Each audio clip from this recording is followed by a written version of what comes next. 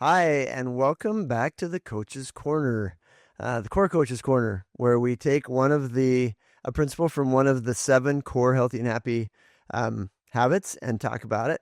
And I'm joined again by Sharla. Hi, Sharla. How are you? Hello, I'm doing good today. How about you? Good. I've been a little sick, and so it's been a week today, and I'm still kind of trying to recover. But Oh, I'm so sorry. I feel you on that one. I was yeah, sick for like 3 weeks. I get it. yeah. Are you better? Yeah, mostly. You might hear me cough a little bit. We'll see. That's good. Yeah, it's I was feeling better and then kind of took a bit of a dive again. So Sorry. that's all right. It's part of being human. So, Right? right. Yep, yep. Okay. What are we going to talk about today? Today, our temperament, of course, because we're talking about focusing on core and hopefully the dynamic between R's and O's. Yeah. What are your initial thoughts on some of the predictable dynamics between R's and O's? Yeah, so O's tend to be a little more like fun-minded, if that makes any sense. Like, Sense you to will me. you will know being an O. Yeah. I enjoy the games and what have you.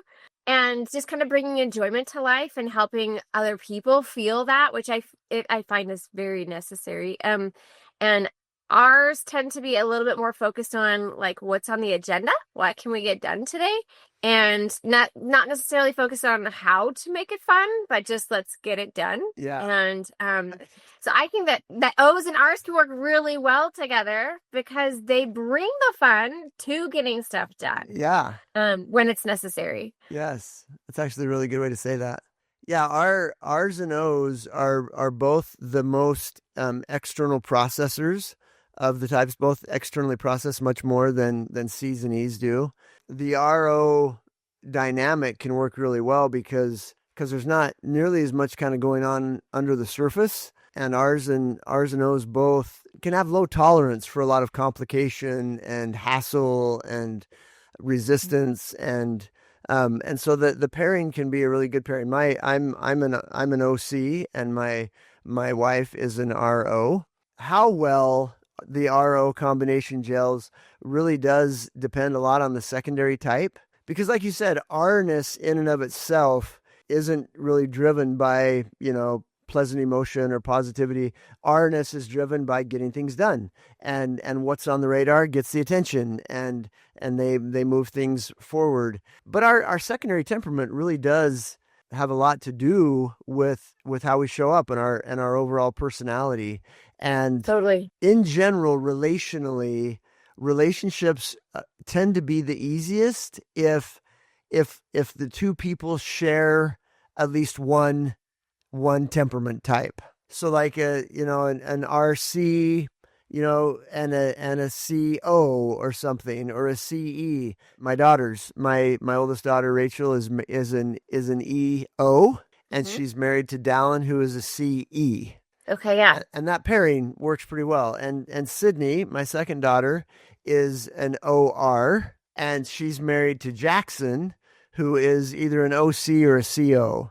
But they share that overlapping O-ness, and that works really well. And that combination works better than if Sydney were married to a CE and there's Mm. no overlapping. That makes it a little bit harder. Or if Rachel as an EO were married to an OR or what, an RE or something, Yeah. would make it a little bit more difficult. So does that make sense? Yes, and not to say that the temperaments that aren't similar, when you get the disparity there, it doesn't mean the relationship can't work. It just means that you're going to have some predictable challenges to work through, Exactly. and you will have to work on them. Totally. And being aware of that. And relationship dynamics are all about understanding the way that the other person's brain works, understanding the way that your brain works, and then being able to work with that. And then like parenting and different things, we certainly don't get to choose the temperaments of our kids, although our family culture does influence how the brain gets wired. But when you're dating, in marriage, you did get to choose, and being proactive in deciding what strengths and weaknesses you want to be part of your life is an important thing. powerful thing. Right. Super helpful to understand temperament and as you're going into the dating field and being able to choose like in an educated sort of way. Yeah. One of the biggest challenges I think in the RO dynamic comes around planning. One of the things that I see a lot in my own life, and then also with my clients as I work with them, and in the research that I've done, O's have a really difficult time planning. Yeah. O's live in the present, and they want the present moment to be pleasant. It's really difficult for the O to think about the future. What do you want to do for Christmas vacation, or what do you want to do this weekend for fun, or Mhm. sometimes even, what do you want for dinner tonight? Those can be really difficult things for the O brain, because the O doesn't doesn't like to tend to things until it is the present. And Right. and the reason why they don't is because they don't know how they're going to feel, and they don't want to commit to something that either they won't want to do at that time, or that might limit possibilities for other things when that time comes. And so Yes, that's a big planning, one. Yes. yeah, And if they feel pigeonholed into the plan that's already been made by somebody else, then it can kind of eke some of the joy out of it. Like, oh, but I really wanted to do this other thing. yeah, Okay, I guess, okay, you know, yes, and they'll still make it fun. But yes. And how does that compare to how the R brain works around planning?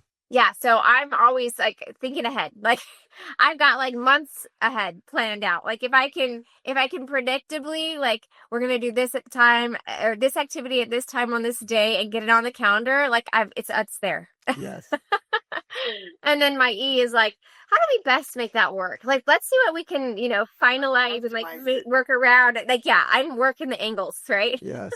And R's are the only temperament that lives in the future. It's really frustrating for an R to not be able to make a plan, because the R brain wants to be able to know that they're going to be able to get the things done that they're trying to get done. And it's Yeah. really hard. One of the most, in fact, the emotional dynamic of the R brain is when something unresolved is on the radar, it creates Mhm. emotional distress. It bugs the R brain. and Right. and that bugness is what drives the R to address things and get things done. And Mhm. so if there's something that's on the R radar, what are we going to do for Christmas? Or, where are we going to go this weekend? Or what are we going to, how are we going to, what are we going to do with this project? Once something is on the R brain, the R wants a plan, and the plan can feel like resolution. Okay, well, at least I know we've got the hotel booked, and I know we're going to, with the airline tickets are bought, or whatever. Yeah. That provides the R brain the resolution that they want. Trying to get that resolution with somebody who is unwilling to Is it wanting plan to go there yet? Yeah. can Yeah. be a really frustrating thing. Yeah, in fact, I'm gonna dig a little and just ask in curiosity, how does your wife manage her R and O together? I'm assuming she's planning lots of fun things, and how does she manage that instinct to like, I don't know if I want to plan that yet. I mean, her R is more prominent, so Right. I imagine she just overrides it. But She internally, I think it goes back and forth a lot. I think the rub ends up happening more between my onus and her arness.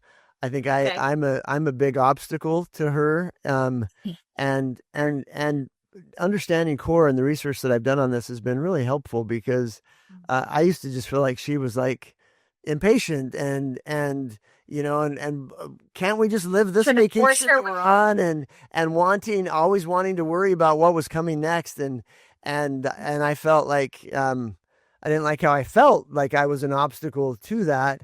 And at the Yeah. same time, it is so hard for my brain to do that. And so understanding temperament and the way that her brain works has been really helpful to me, to be able to know how to interpret her, and then also to stop and think, okay, her brain needs some resolution on this. And so even though it's really hard for me to think about it, in fact, our normal Christmas plans, we're not doing this year. And so we've been looking at different things, and been kind of sad about the change in plans. And Mhm. so she's done a lot of research trying to figure out what we could do.